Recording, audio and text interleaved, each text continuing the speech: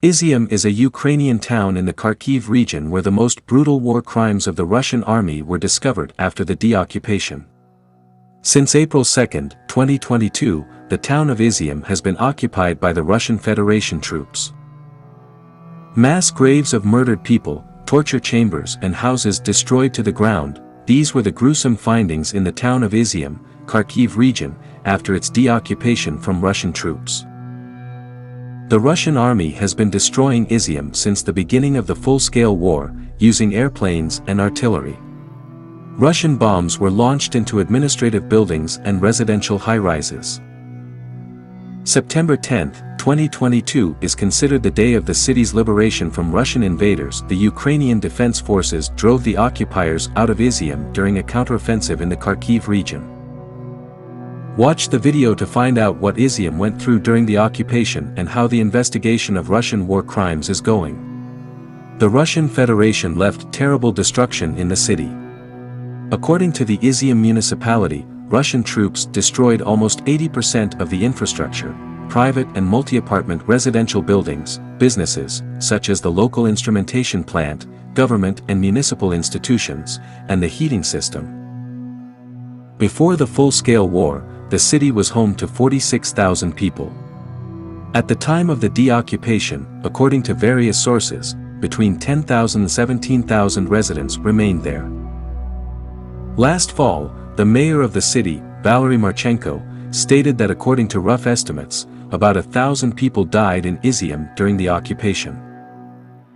Unfortunately, it is impossible to establish the number of dead from the surrounding settlements because of the heavy fighting. This includes victims of Russian bombing and torture, as well as those who died because there was no medicine or medical care. In these shots, you can see one of the torture chamber for the local population in the city. According to Ukrainian Ombudsman Dmytro Lubinets, the occupiers used a basement with linoleum for abuse, so that it was easier to wash away traces of blood. They filmed the torture of the local population on camera. One of the most gruesome finds in Izyum was a mass grave of dead people. It was found in the forest on the outskirts of the city, near the local cemetery. Many of the graves had no names or surnames on them, only wooden crosses with numbers. According to Serhiy Bolvanov, head of the investigation department of the National Police in Kharkiv Oblast, it was one of the largest graves in one liberated city. Just imagine, there were 449 graves in the forest, as well as one mass grave of soldiers. Entire families with children were buried, several generations at once, with the same date of death on the plates.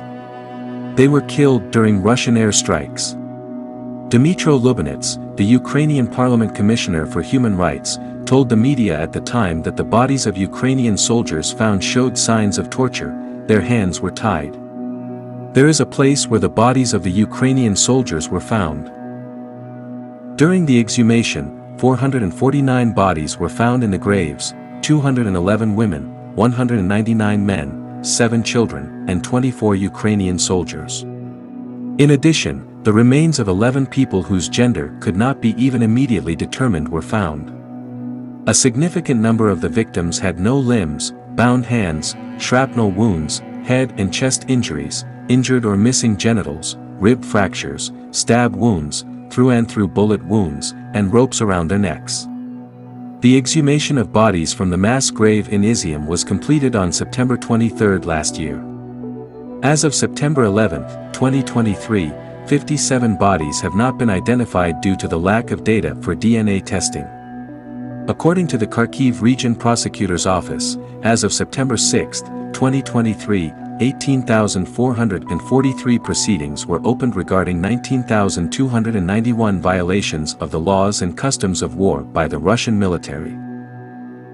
Since the beginning of the full-scale invasion, the UN Independent International Commission of Inquiry has visited Ukraine more than 10 times.